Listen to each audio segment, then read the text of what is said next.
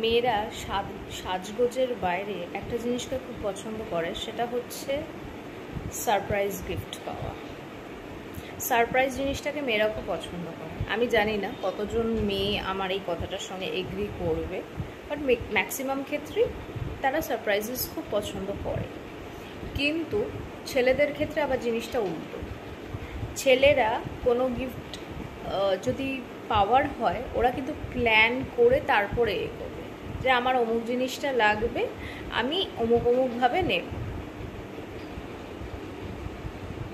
ওদের কিন্তু আবার যদি সারপ্রাইজ দিতে যান, তাহলে আবার উল্টো কেসও হয়ে যেতে পারে, মানে জিনিসটা কেচিয়ে যেতে পারে। এটা আমি নোটিস করেছি অনেক বন্ধু বান্ধব সবার ক্ষেত্রেই আমি এই জিনিসটা নোটিস করেছি যে মেয়েরা সারপ্রাইজেস প্রচণ্ড বেশি পছন্দ করে, আর ছেলেরা হচ্ছে একদম অর্গানাইজড ওয়েতে তাদেরকে গিফট দাও, তারা জিনিসটাকে খুব ভালোভাবে নেবে। নিজের বাবার ক্ষেত্রেও দেখেছি একই জিনিস।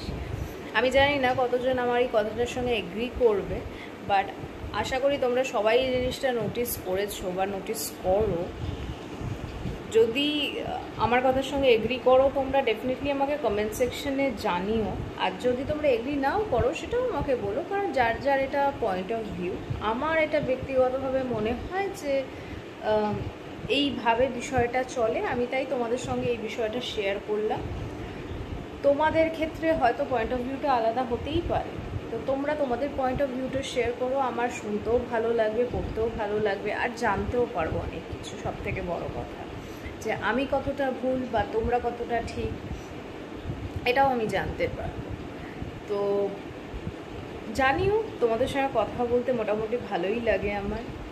তো আর সত্যি কথা বলতে তোমরাও কোথাও গিয়ে আমার সঙ্গে কোথাও গিয়ে কানেক্টেড রয়েছো। আমারও তোমাদের সঙ্গে সব কথা শেয়ার করতে খুব ভালো লাগে, সেই জন্যই এই কথাটা আমি জাস্ট শেয়ার করলাম। তো ভালো থেকো সবাই, সুস্থ থেকো।